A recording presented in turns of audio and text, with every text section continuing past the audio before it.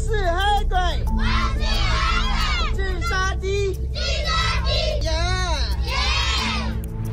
Oui, rassurez-vous, ce que vous venez de voir là, ce n'est pas un montage, ce n'est pas du jeu. C'est bel et bien une réalité qu'on vit au XXIe siècle dans un pays d'Afrique. On va parler aujourd'hui d'un sujet pas très amusant et même révoltant. Mais avant d'entrer au fond de ce sujet-là, je tenais déjà à préciser que l'objectif de cette vidéo n'est pas de susciter la haine, de susciter la xénophobie ou un truc du genre, non. Mais c'est de transmettre une réalité qui se vit et d'essayer de dégager des pistes de réflexion concernant cette réalité-là. Qu'est-ce qu'il faut faire pour que ça change? Qu'est-ce qu'il faut faire pour que le noir se fasse un jour respecté? Parce qu'il s'agit bien de racisme. Ce que vous venez de voir tout à l'heure en début de cette vidéo, ce sont des enfants qui sont en train de dire des mots en chinois. En fait, un orateur chinois leur demande de répéter certains mots. Et quand on vous donne la signification de ces mots-là, vous êtes tout simplement glacé. Il demande à ces enfants de dire que vous êtes des monstres. Vous êtes des monstres noirs. Vous êtes des nègres. Vous avez un QI faible. Pour ceux qui ne savent pas ce que c'est que le QI, je vous demande de vous documenter. Qu'est-ce que cela transmet? Le pire de ça, c'est que ces vidéos-là sont vendues sur des plateformes chinoises. Donc ce monsieur, c'est son business de faire des Africains la risée du peuple chinois. Alors, quand des Chinois voient cela, comment ils peuvent te respecter, toi, Africain noir, qui va en Chine demain? Puisque ce qu'on les montre, c'est que les enfants africains ont un QI faible. Les enfants africains sont des monstres noirs. Et sur ces médias chinois-là, ça amuse, ça fait rigoler. Je le répète encore, ce n'est pas pour susciter la haine envers la Chine ou bien les Chinois. Mais pour qu'on comprenne un certain nombre de choses et dans quel monde on se trouve actuellement. Parce que beaucoup de personnes pensent que il y a de l'amitié entre les pays ou bien entre continents. Il n'y a pas d'amitié. Seule la force respecte la puissance. On vous respecte quand vous êtes fort. On vous respecte quand vous êtes saillant. Je vais vous montrer quelques vidéos encore.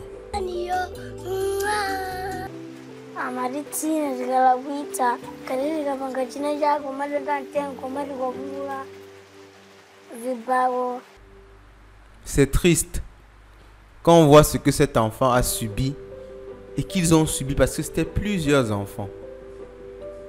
On t'enferme, on te bat quand tu fais des erreurs pour répéter ce que le chinois t'a demandé de répéter. Et qu'est-ce qu'il te demande de répéter?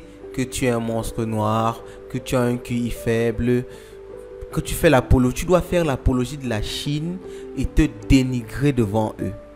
Et quand tu fais des erreurs, on te bat, on t'enferme. Ça se produit et ça se passe actuellement dans le monde. Je dis souvent sur cette chaîne que si nous, jeunes Africains, on ne prend pas les choses en main, on va nous remettre les chaînes aux pieds dans quelques années. Je le disais comme si je blaguais, mais vous êtes en train de voir que c'est en train de se passer. Parce qu'au XXIe siècle, en 2022, comment comprenez-vous? Comment comprenez-vous qu'un Chinois arrive dans votre village, se sert de vos enfants pour faire du business, les bat, les enferme quand ils n'arrivent pas à faire ce qu'il dit, les enferme? L'image, quel que cela représente. On les payait $1,5 par jour, donc aux alentours de 250 par jour. Et souvent, ils devaient rater l'école. Rater l'école pour pouvoir faire, parce qu'on les payait. À quel niveau? Où allons-nous réellement? Je vous invite à suivre le reportage complet sur BBC Eyes Afrique. Ok, le reportage complet y est. Vous pourrez voir des choses. C'est tout simplement horrible. à voir et à entendre. C'est très révoltant. Mais ce que moi je veux ressortir aujourd'hui ici, c'est 3 éléments. Le premier élément, ne cherchons pas à être aimés. Cherchons à être riches. Parce que si ces enfants-là étaient riches, si c'était des enfants de riches, ça ne pouvait jamais se produire. On aura beau tout dire par rapport à l'argent, mais il est et il restera le nerf de la guerre. On les payait un demi-dollar. Et il faut savoir qu'il y avait des parents qui étaient au courant de ça. Mais comme les enfants gagnaient un peu d'argent et qu'ils pouvaient les ramener ça à la maison, les enfants s'en foutaient. On revenait chercher les enfants à la maison pour les battre, pour les frapper devant eux. Ils s'en foutaient carrément.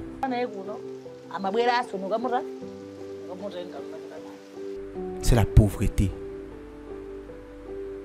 Cherchons à être riches. Cherchons l'argent. Travaillons pour l'argent. Travaillons pour développer notre continent.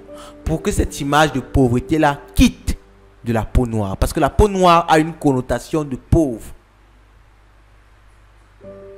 De demandeur, de commandeur. Cherchons à enlever cette art-là. Et pour ça, travaillons. Travaillons durement.